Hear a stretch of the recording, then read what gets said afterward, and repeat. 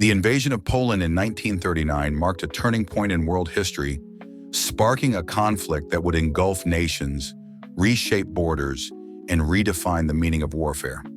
As we journey through this critical moment, it is crucial to understand not just the events of the invasion, but the context, motives, and consequences that made it the spark for the Second World War. So let's dive deep into the events that led up to this invasion, the intricate strategies employed, the key players involved, and how this cataclysmic event changed the world forever. The seeds of the invasion were sown in the aftermath of World War I. The Treaty of Versailles, signed in 1919, imposed harsh penalties on Germany. Among these was the creation of the Polish Corridor, a strip of land that granted Poland access to the Baltic Sea, but effectively divided Germany into two parts. This division left East Prussia isolated and became a source of nationalist resentment in Germany. Furthermore, the city of Danzig, modern-day Gdansk, was declared a free city under the League of Nations, further fueling German grievances. The treaty was seen as a humiliation by many Germans, including Adolf Hitler, who would later use this resentment to rally support for his expansionist agenda. As Hitler rose to power in 1933, his vision of a greater Germany began to take shape. Central to this vision was the concept of Lebensraum, or living space, which sought to expand German territory eastward. Poland, with its strategic location and resources, became a primary target. However, Hitler's ambitions were not confined to territorial expansion. He sought to dismantle the post-World War I order and establish German dominance in Europe. This required careful planning and manipulation of international diplomacy. In the years leading up to 1939, Hitler skillfully tested the limits of international tolerance. He withdrew Germany from the League of Nations, reoccupied the Rhineland, annexed Austria in the Anschluss of 1938, and dismembered Czechoslovakia through the Munich Agreement. Each of these moves was met with minimal resistance from Western powers, emboldening Hitler to pursue more aggressive actions. By 1939, it was clear that Poland was next on his list. Despite growing tensions, the world was reluctant to believe that another large-scale war was imminent. The policy of appeasement, championed by British Prime Minister Neville Chamberlain, sought to avoid conflict by making concessions to Germany. However, this approach only encouraged Hitler's aggression. In March 1939, Germany's occupation of the rest of Czechoslovakia shattered any illusions about his true intentions. In response, Britain and France issued guarantees to Poland, promising to come to its aid in the event of an attack.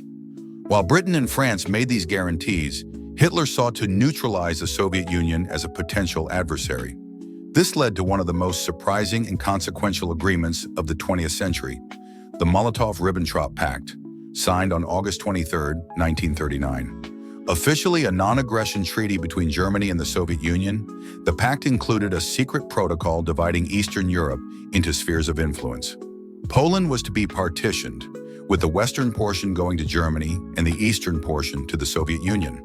This agreement cleared the way for Hitler to invade Poland without fear of Soviet intervention. On the morning of September 1, 1939, the German Wehrmacht launched its invasion of Poland. The operation, codenamed Fall Weiss, Case White, was a meticulously planned assault that combined speed, surprise, and overwhelming force. This marked the first use of blitzkrieg, or lightning war, a military tactic that emphasized rapid movement and coordinated attacks by tanks, aircraft, and infantry. The Polish army, though brave and determined, was ill-prepared to face this new form of warfare. With outdated equipment and strategies, they struggled to repel the German onslaught. The invasion began with a series of coordinated attacks. German aircraft bombarded Polish cities, railways, and communication networks, sowing chaos and panic. At the same time, armored divisions raced across the countryside, bypassing heavily fortified positions and encircling Polish forces. The city of Wielun was among the first to experience the devastation of the Luftwaffe, with hundreds of civilians killed in a surprise bombing. Meanwhile, German troops advanced rapidly, capturing key objectives and disrupting Polish defenses. Please take a moment to like and subscribe to our channel so you don't miss any new daily videos. Despite the overwhelming odds, Polish forces mounted a valiant resistance. The Battle of Westerplatte, for example, saw a small garrison of Polish soldiers hold out against a much larger German force for 7 days. Similarly, the Battle of Mokra demonstrated the effectiveness of Polish cavalry against German armored units, albeit temporarily. However, these isolated successes could not turn the tide of the war. The sheer scale and speed of the German advance overwhelmed Polish defenses. As the German invasion progressed, Poland's hopes for international support began to fade. True to their guarantees, Britain and France declared war on Germany on September 3, 1939. However, their response was limited to economic sanctions and the deployment of troops to the French-German border. Known as the Phony War, this period saw little direct military action in Western Europe, leaving Poland to face the full brunt of the German assault alone. The situation worsened on September 17th, when the Soviet Union invaded eastern Poland under the pretext of protecting ethnic Ukrainians and Belarusians. This move, in accordance with the Molotov-Ribbentrop Pact, effectively sealed Poland's fate. Caught between two powerful adversaries, the Polish army was unable to mount a coordinated defense. Within weeks, the country was overrun and its government fled into exile. The fall of Poland was marked by immense human suffering. German forces implemented a brutal occupation regime, targeting Polish elites, intellectuals, and Jews. The Einsatzgruppen, or mobile killing units, carried out mass executions, while the Gestapo suppressed any form of resistance. In the Soviet-occupied East, a similar campaign of repression unfolded, with thousands of Poles deported to Siberia or executed in the Katyn massacre. The invasion and subsequent occupation were a harbinger of the atrocities that would define World War II. While the invasion of Poland was a tragedy, it also marked the beginning of a global resistance against fascism and tyranny. The Polish government in exile continued to fight, contributing significantly to the Allied war effort.